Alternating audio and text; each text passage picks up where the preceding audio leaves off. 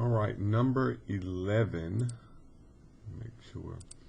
We're also going to be doing the list of possible rational zeros. So again, you're going to start with that last number, the constant, divided by your leading coefficient.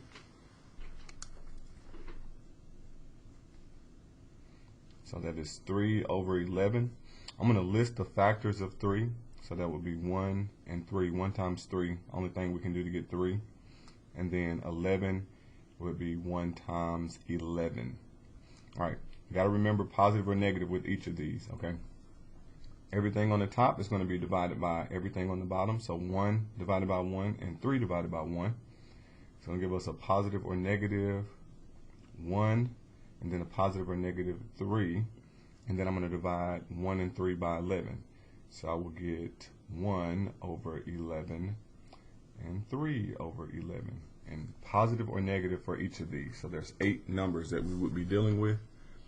And so the list of possible rational zeros matches with answer choice A.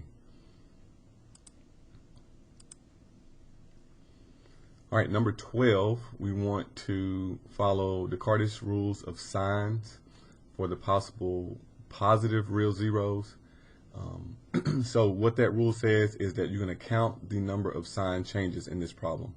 So the first term, leading coefficient term, is positive, and then it changes to negative, so that's 1 change. And then it changes back positive, so that's 2. And then it changes back positive, so that's 3. So this problem has changed signs 3 times.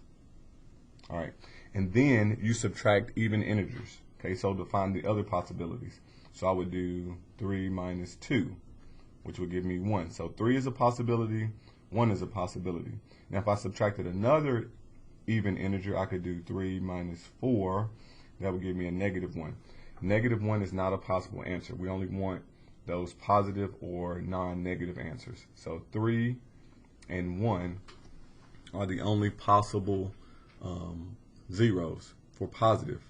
So positive real zeros would be 3 or 1. So 3, 1. Now we also want to know the negative zeros. So you get those by doing P of negative x. Now, the simple way of thinking about this is every term with an odd degree is going to change signs. So that 2 to the 5th is going to become negative. 2x to the 5th, that's going to be negative.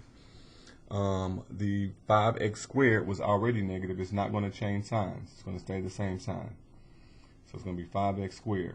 So what's happening is if you plug a negative x here, 5 negatives is going to remain negative.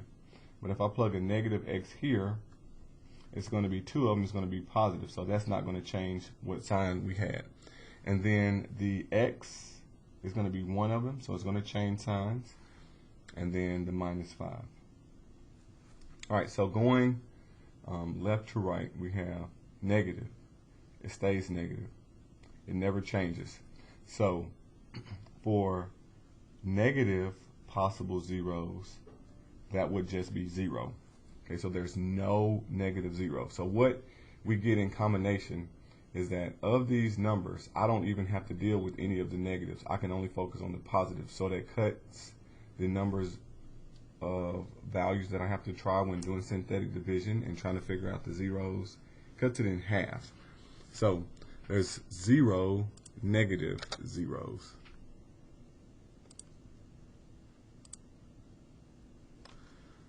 All right, number 13, we're going to do the rules of signs one more time. Okay, so we have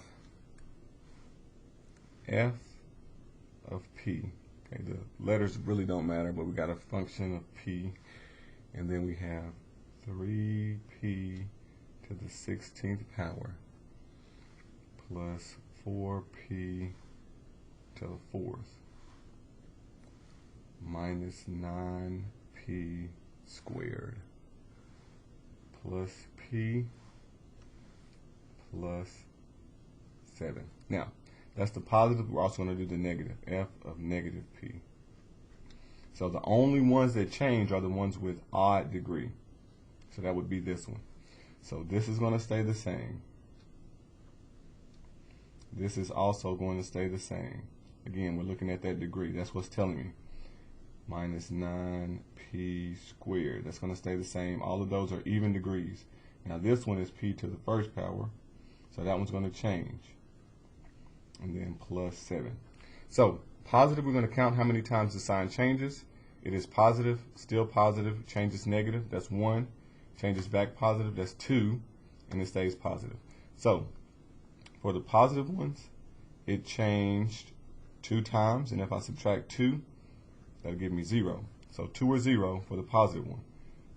For the negative one, we're going to count the sign changes. So it's positive, still positive, changes to negative, that's 1, remains negative, changes back positive, so that changes 2 times as well. So there's 2 here. If we subtract an even integer 2, you get 0. So 2 or 0 for both the negative or the positive. So first it wants the positive, it's going to be 2 or 0. And then it wants the negative real zeros. It's also going to be 2 or 0.